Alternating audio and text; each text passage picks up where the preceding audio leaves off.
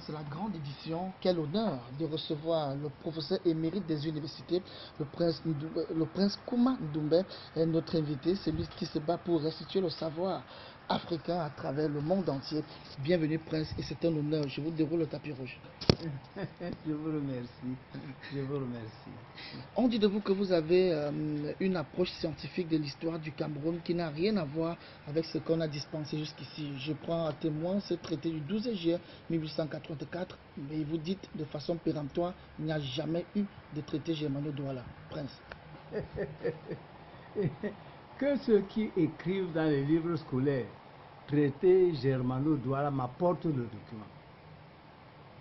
Que ce soit ces inspecteurs pédagogiques, que ce soit les professeurs d'histoire à l'université, qui m'apportent le document où c'est écrit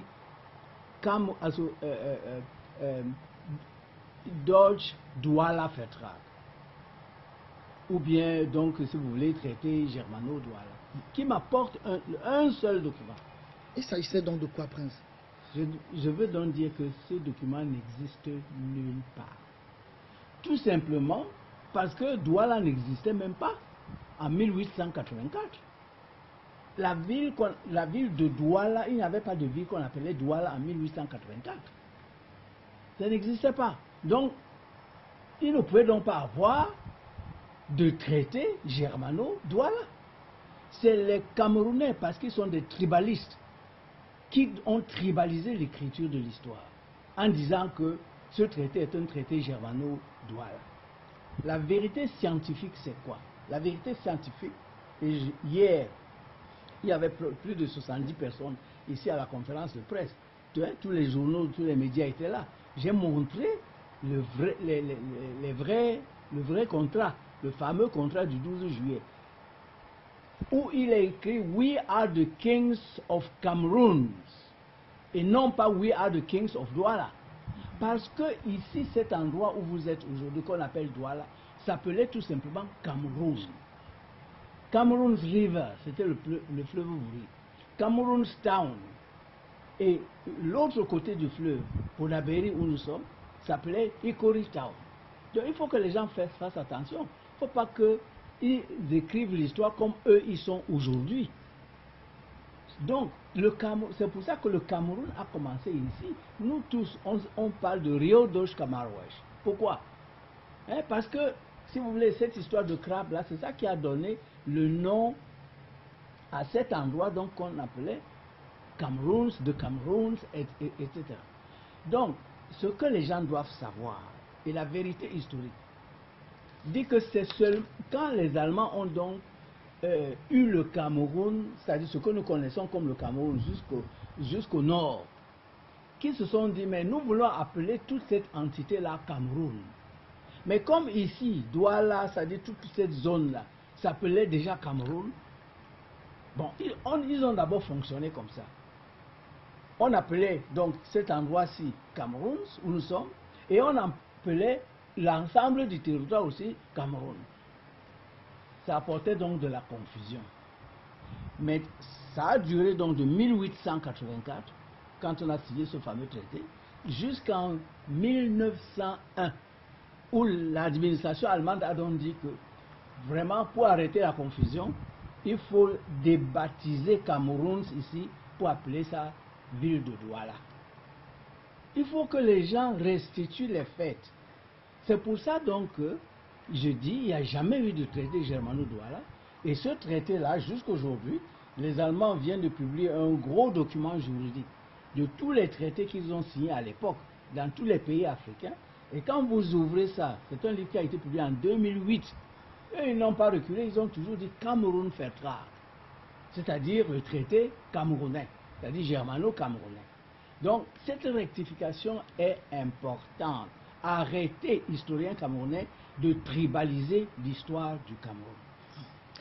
Prince, il y a un autre débat au niveau de la célébration de nos héros, si on peut les appeler ainsi. Il y a comme une ethnicisation de la célébration. Vous avez d'un côté les Akwa, 100 ans après la mort de Di Kampondo, qui se souviennent qu'il a joué un rôle important. J'ai peur de dire traité germano-douala. Bon, et en même temps, avant que vous n'alliez à ça, je voudrais quand même compléter une chose que les Camerounais savent à peine. Il faut arrêter de dire le traité du 12 juillet 1884, comme si c'était là un traité magique. Je signale que, avant que King Bell et King Aqua signent ce que vous connaissez, donc ce fameux traité germano-camerounais, King Daido, qu'on appelait Jim Ekwala, avait déjà signé le 11 juillet. Le roi de Bimbia avait déjà signé lui aussi le 11 juillet. Donc, c'est pour dire que, attention, et le 15, les Sodiko et les Djebalais ont signé. Mais alors, on veut se concentrer sur ce que King Bell et King Aqua ont signé. Et je voudrais vous signaler qu'il n'y a pas eu les traités qu'ici. Il y a eu les traités jusqu'à Garoua. Il y a eu 95 traités, contrats de vente et traités de transfert de souveraineté ou traités de paix. 95, j'ai tout ça ici à la Fondation Afrique Avenir. Celui qui veut voir, il peut s'inscrire à la bibliothèque, n'est-ce pas, et aux archives. On va lui montrer ces traités. Nous avons les facsimilés, c'est-à-dire que ce n'est pas quelque chose qu'on a recopié. Nous avons photographié ces traités-là aux archives de Potsdam, qui ont conservé tous ces documents des archives du Reich. Donc je veux dire qu'on arrête de dire qu'il y a eu un seul traité. Il y en a eu 95. Et j'ai déjà publié dans mon livre L'Afrique et les Allemagnes de 1986, non c'est pas aujourd'hui, j'ai déjà parlé de tous ces 95 traités qui ont été signés. Que les gens arrêtent d'être paresseux, il faut qu'ils lisent. Alors, je reviens donc à la question de tout à l'heure, où on célèbre d'un côté Dikampondo 100 ans après sa mort, de l'autre côté c'est Douala Mangabel qu'on célèbre en août, et bien sûr on n'oublie pas Ngossoudine à des moments. Bref, pourquoi cette célébration disparate? Bon, moi ce que je pense, c'est que je comprends toutes ces familles-là. Parce que ça c'est d'abord l'État, le devoir de l'État. C'est-à-dire de sauvegarder la mémoire collective du peuple. Mais l'État est défaillant, l'État camerounais. Je suis un responsable, je le dis en tant que professeur des universités. L'État camerounais a comme peur de la mémoire collective camerounaise. Donc les familles sont laissées à elles-mêmes et chacun essaie donc de célébrer dans sa famille son roi. Mais ça, non, dans un pays, le pays doit se réveiller. Et que quand on passe quelque part, on ne voit pas que c'est le nom, la place, c'est la place d'un Français ou bien d'un colon. Où sont vos héros camerounais? Est-ce que vous avez dit ça au Premier ministre du Cameroun qui était à Afrique Avenir il y a quelques jours? Le Premier ministre n'était pas ici. Qui vous a dit que le Premier ministre était ici? Le ministre de la Culture. Mais je parle toujours haut et fort. Je dis ça à tout le monde. Il faut réveiller la mémoire collective. Et je crois que, si vous avez vu, il y avait un colloque sur l'esclavage dernièrement. Bon, que le ministère a... Donc, on est déjà en train de commencer. Mais le travail est beaucoup, hein. C'est pas petit. C'est pas petit parce que ce n'est pas seulement la colonisation. Nous avons chuté depuis l'esclavage. Et la colonisation n'a fait que nous enfoncer encore. Bon, donc ça veut dire qu'il y a beaucoup de travail et notre mémoire est effacée.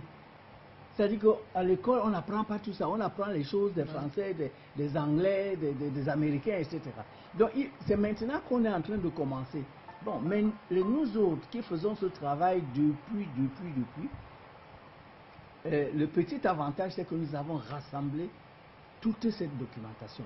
Vous voyez les 300 vieux livres sur le Cameroun, de 1840 jusqu'à 1940. Ces vieux livres-là. Alors, il faut déjà entrer là-dedans. Mais il faut les moyens aussi, parce que les individus comme nous, même si on fait une petite fondation comme la Fondation Afrique Avenir Internationale, c'est l'État qui a les moyens. Nous ne pouvons que indiquer le chemin, dire voilà, par exemple, comment on peut faire. Mais tant que l'État ne met pas les moyens, et tant que l'État pense que c'est lui, l'État, qui doit tout faire, ils vont toujours se tromper. Parce que voici le travail que nous faisons depuis 1985. Il faut que l'État mette la main pour sauver cet héritage. Parce que sinon, l'humidité, etc., va abîmer tout ça. Donc je voulais dire que je comprends les familles. Qu'une famille se dise, mais comment? Notre roi là, il est mort depuis 100 ans. Mais il faut quand même le célébrer. Et l'autre dit, mais nous aussi on avait un fils, lui aussi il a fait ceci. Bon, donc je crois que ce n'est pas une mauvaise chose. Mais en réalité, le problème c'est qu'aujourd'hui,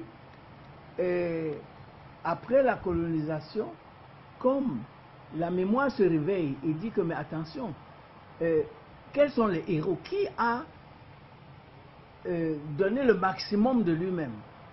Alors chacun cherche un peu le héros dans sa famille. Bon, mais il faut que l'histoire, c'est-à-dire que les documents historiques, nous disent qui a été vraiment le vrai héros. Ce que j'ai reproché aux Aqua, n'est-ce pas, ce n'est pas qu'ils fêtent le roi du Campondo. Au contraire, 100 ans après, il faut le fêter. Mais il ne faut pas falsifier l'histoire. C'est très dangereux pour la mémoire d'une nation. Dire que Di Campondo, le roi Di Campondo était le signataire plénipotentiaire, c'est faux et archi faux. Aucun document, je dis bien aucun document.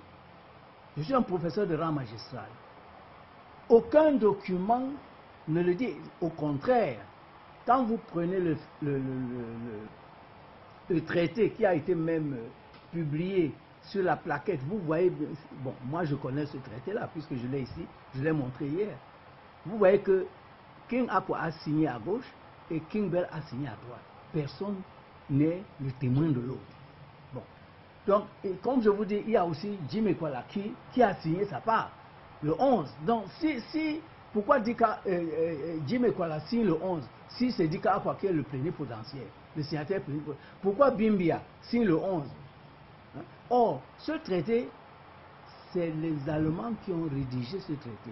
Parce que Bell, Akwa, Jim Ekwala, Bimbia, c'est le même libellé de traité. Donc si c'était que c'est eux-mêmes qui ont négocié ça comme ça, les libérés auraient été différents.